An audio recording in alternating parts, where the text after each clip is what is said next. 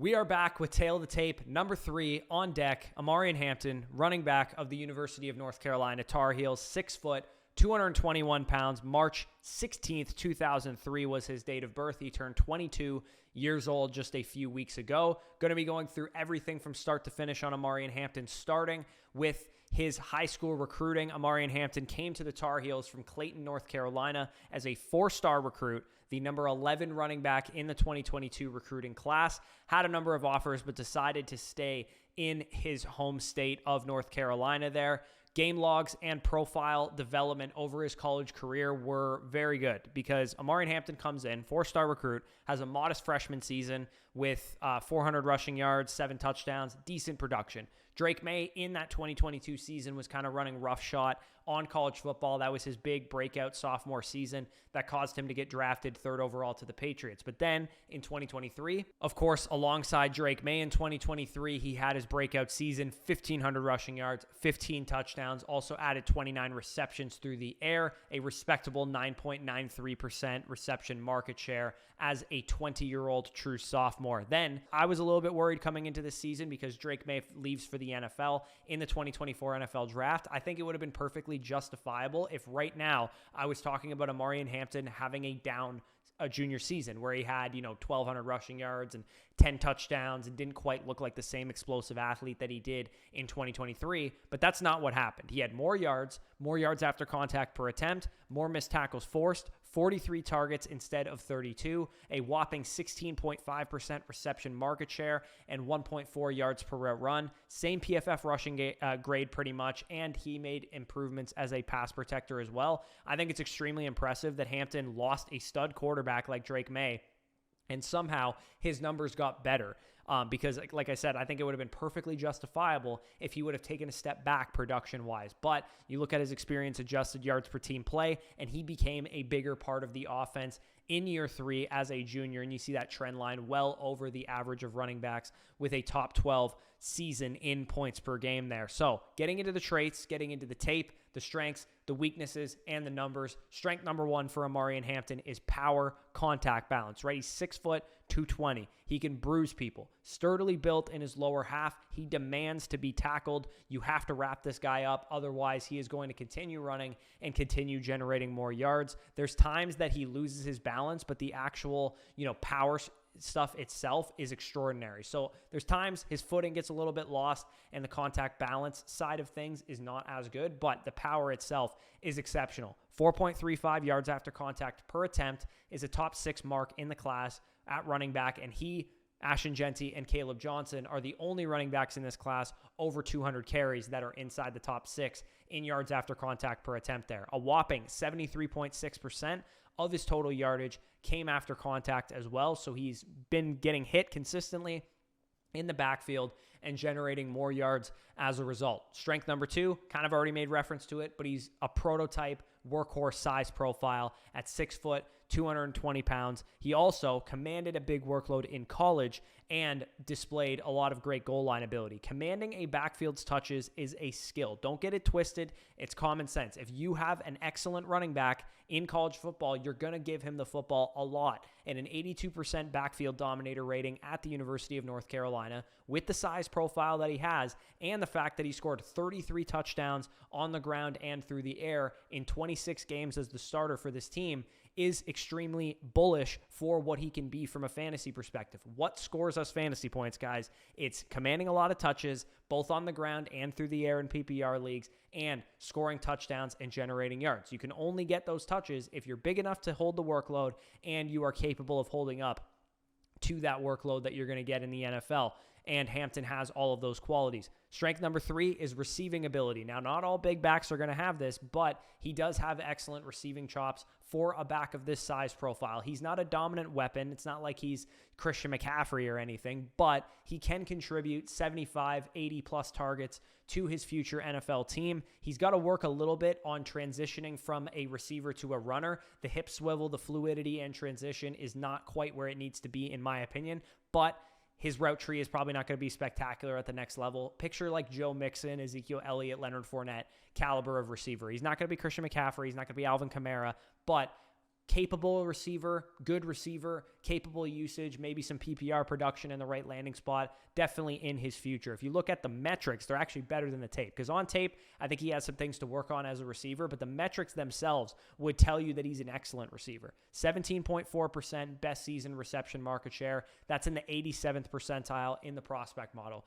0.5 receiving yards per team pass attempt. That is in the 74th percentile in the prospect model. 43 targets this year, 32 targets last year, 70.7 PFF receiving grade on the high end in 2023, also a solid mark, and 1.06 career yards per route run, which is in the 51st percentile. Also keep in mind, his usage was mainly checkdowns and screens, wasn't running a whole lot of downfield routes, which can deflate your yards per route run as a running back.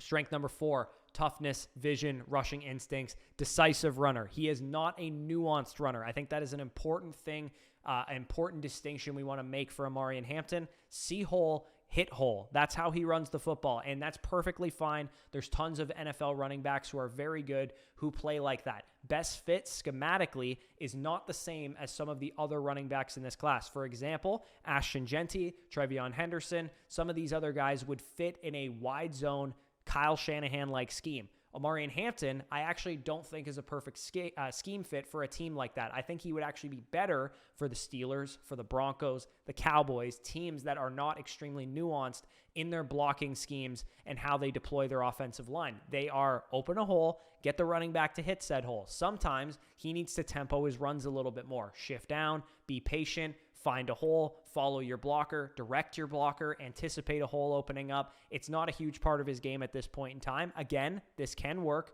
It's mainly a schematic thing. Guys like Derrick Henry and Jonathan Taylor don't really do this very much in the NFL. But I'm scarred a little bit from Travis Etienne because it was my favorite quality about Travis Etienne, how decisive he was. But what I didn't account for was the fact that he wasn't a very nuanced runner. He didn't know how to tempo his runs as much. He was a fast guy. He ran full speed 0 to 100 at every single run of his tape, and Jeanty doesn't do that. Even though Jeanty and Hampton are probably about the same speed level, Jeanty knows how to tempo his runs, shift down, decelerate, find an open hole, be a little bit more patient, and Hampton doesn't know how to do that as much. So it's a strength of his, but it is a word of caution, like I said, because I was burned by Travis Etienne to some degree. Obviously, Etienne's had a fine career so far, but it is part of why I think he had a bad season last year. Strength number 5, production profile. I already broke down most of it, but here are the highlights. 90-plus PFF rushing grades in back-to-back seasons at 20 years old and 21 years old as a sophomore and a junior. The 29th best running back analytically since 2016 in the FSC prospect model. That is an 87th percentile analytics grade, which makes up 40% of his total grade.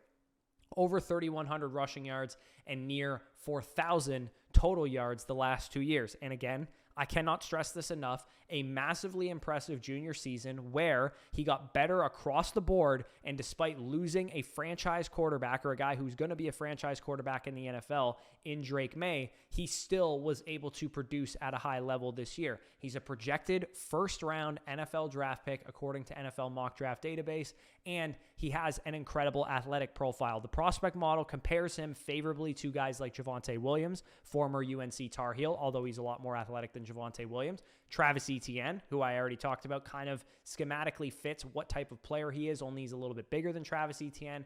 And also, you can get me there on like a Joe Mixon or a Jonathan Taylor, given the profile that he has and the fact that he's in a workhorse production profile tier. The same tier Ashton Jeanty is in, just a little bit further down. As I talked about in the Jeanty tail of the tape, Jeanty was almost in the generational tier, but not quite. And Hampton is just at the beginning of the workhorse tier there. So strength number 6, made reference to it a couple times, athleticism.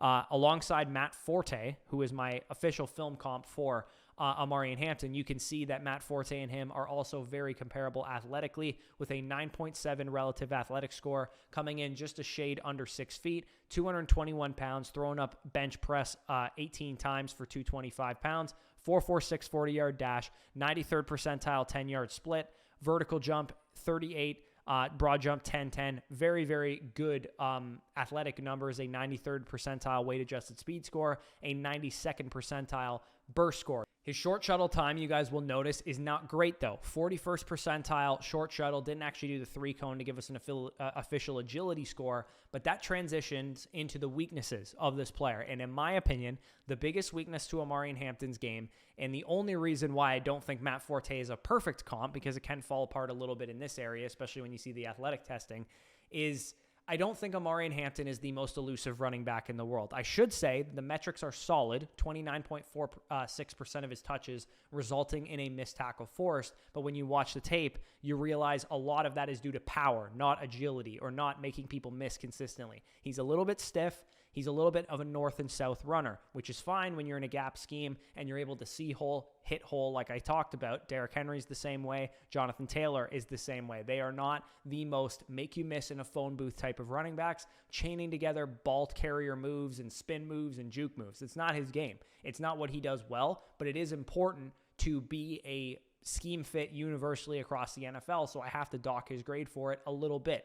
Weakness number 2 is pass protection. Again, I wouldn't say it's a huge weakness. It was fine. 96.6 pass blocking efficiency, fine number, average among running backs in this class.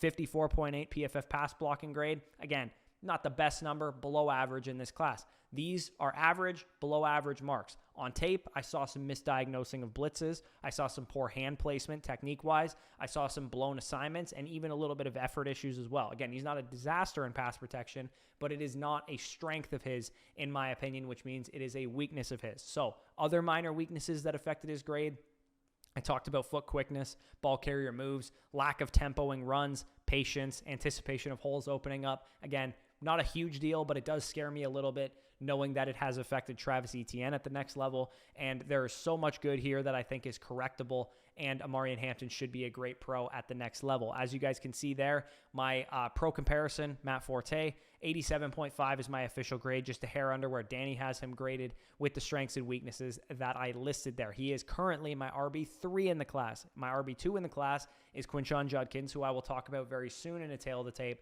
and I'll talk about why I have him over Omarion Hampton. I've seen a lot of comps. Like I said, Danny's is Jonathan Taylor. I've seen Nick Chubb floated out there on the lower end. I think Tank Bigsby, Zach Charbonnet, kind of like a low-end comp for him. My comp is Matt Forte. I also considered bigger Travis Etienne, just given skill set-wise. NFL mock draft expected draft capital of 26th overall. So they're expecting him, NFL draft community, to go in the first round. You have the Dallas Cowboys at 12. I've seen him mocked as high as 12. Denver Broncos at 20, which is his current projection according to NFL mock draft database. Pittsburgh Steelers at 21 also would make a lot of sense. These are, in my opinion, the 3 that I just mentioned, the 3 best landing spots for him, because not only are they gap and power schemes, they also, of course, would result in him being a top 21 NFL draft pick. And generally speaking, the Cowboys are a good offense. The Broncos are a good offense. We'll see what happens with Pittsburgh's quarterback situation, but they're a good franchise. I'm sure they'll figure it out at some point. What to do with Omarion Hampton in rookie drafts is this. So many people want to lock this guy in to the 102 behind Ashton Genty in one quarterback and super flex formats, assuming Travis Hunter doesn't play wide receiver, in which case he would be 103 in that situation. He's currently my 105 in super flex, 104 in one quarterback. If we exclude Travis Hunter, if we include Travis Hunter, he is 106 in super flex for me, 105 in one quarterback. I certainly have him in that tier with Cam Ward in a super flex, Tet McMillan, Quinshon Judkins, who I talked about already, Emeka Egbuka, Trevion Henderson. You could even go further down with Luther Burden, Matthew Golden, Caleb Johnson, those type of guys, Shedeur Sanders if he gets first-round draft capital. Lots of great options at the top of this draft, but they start to blend together a little bit, and that's why I don't think Omarion Hampton is surefire, locked and loaded, 103 in rookie drafts behind Hunter and behind Genty. Draft capital and landing spot will determine a lot for Hampton because, like I said, he is a little bit more scheme specific. He should go ahead of Quinshon Judkins in the actual NFL draft. I would say if we get Hampton first-round draft capital and Judkins second or third-round draft capital, I will lean Hampton over Judkins, but as of now, I'm just grading the player, grading the ability. I don't know what team they're going to go to, so I have Judkins ahead of Omarion Hampton. Get good draft capital for Hampton. He is going to be a top 10 dynasty running back. However, the actual team he goes to is important to me. I want him to go to the Cowboys. I want him to go to the Broncos, Steelers, Raiders, a team that is going to be a power gap blocking scheme that's going to open him up holes because they have a good offensive line, and he's going to be able to take big plays off to the races. So hopefully you guys enjoyed this breakdown of Omarion Hampton. If you guys want to get all 22 film breakdowns, we just dropped the first one over on the site, Flock Fantasy. You get the Travis Hunter all 22 breakdown. We're going to have Genty's coming very soon. Hampton's coming very soon. As many players as we do tail the tapes on, we will have film breakdowns for in all 22 format. Those will be about 20 to 30 minute videos of me and Danny breaking down a couple of clips in them. Those are, of course, exclusive to Flock Fantasy site subscribers because we cannot post that stuff on YouTube or we'll get taken down. So definitely check that out if you're interested. Our rookie rankings, version 2 of our draft guide. If you thought this was a great breakdown, you ain't seen nothing yet. Version 2 of our draft guide has 65 prospects. Most of you guys probably only have 4-round rookie drafts, so do the math there. That's 65 players, guys that you can even pick up as undrafted free agents are broken down in that draft guide. That is available now, dropped on April 1st. Pro Day numbers updated, Combine numbers updated, prospect model stuff included, player comps, strengths, weaknesses. That player card that you saw of Omarion Hampton was directly taken from the draft guide. So definitely check out all that stuff if you're interested. Leave a like if you enjoyed this video. Comment any of your thoughts down below. Subscribe to the channel if you're new. Check out Travis Hunter's Tail of the Tape. Check out Ash and Genty's Tail of the Tape. Stay tuned for the next one on the docket. But with that being said, peace out, and I'll talk to you soon.